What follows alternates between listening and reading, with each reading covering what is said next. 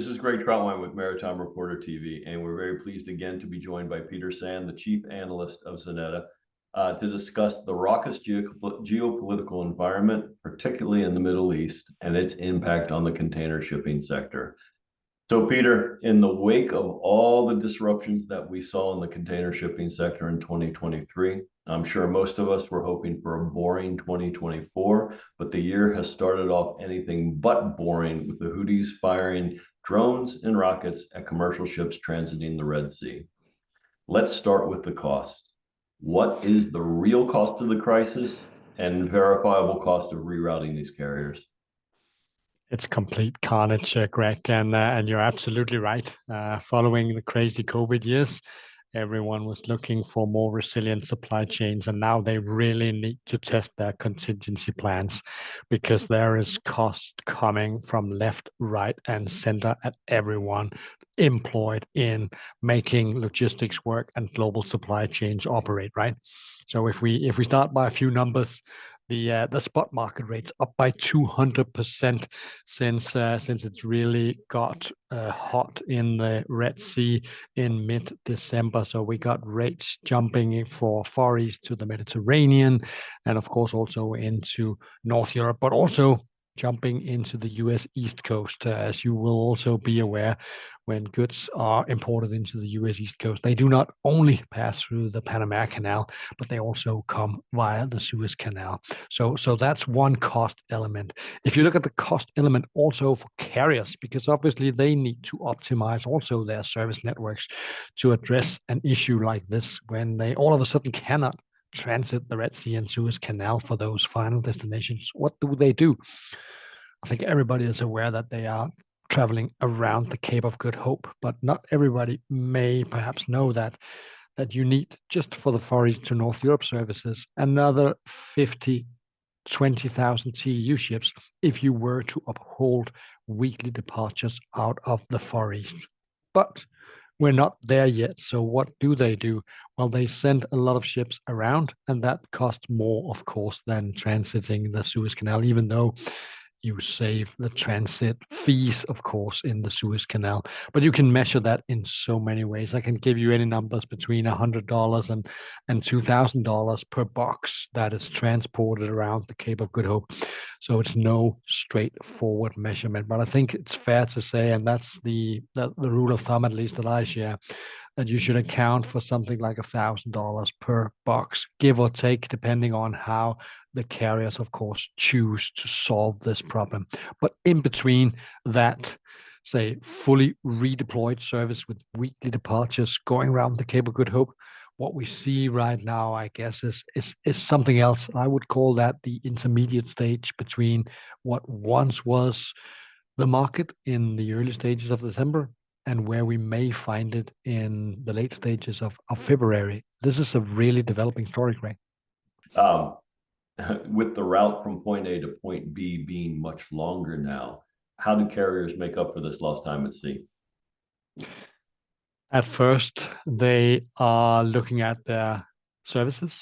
And when they are spending 2 to 3 weeks more for a round voyage, one of the ways that they can make up for the lost time is not calling the same number of ports that they would otherwise do on a normal east-west service.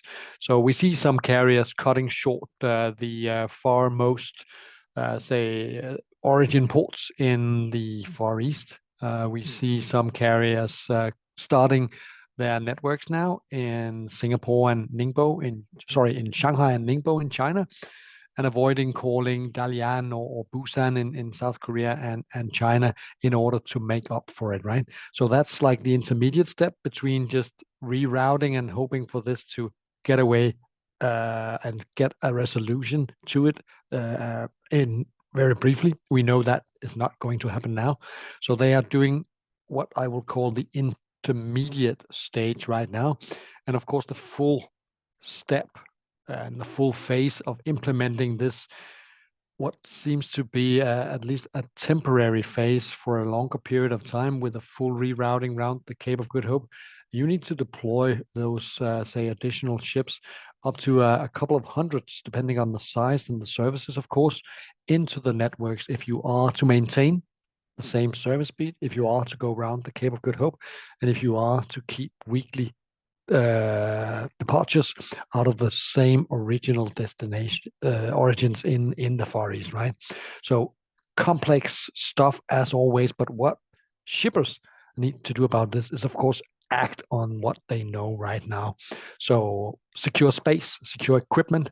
If you need to get your cargo airborne, make use of sea-air combination, for instance, or arm yourself with a lot of patience and bring more goods floating or they will arrive at some point in time, but not in due time, and they will disrupt your assembly lines, your supply chains, and those goods that you may be needing for either the upcoming season or, say, a smoothly running assembly line if you are, say, an automotive business, right?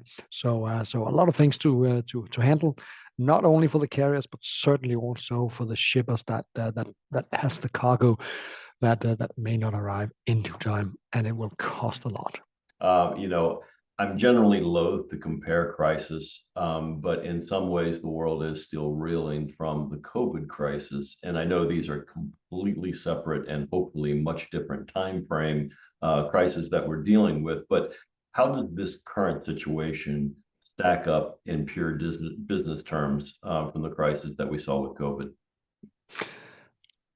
No two crises are alike, as are no two trade lanes. When you compare Red Sea to COVID, that's one crisis. When you compare Red Sea to Ever Given, that got stuck 2.5 years ago, that's another crisis.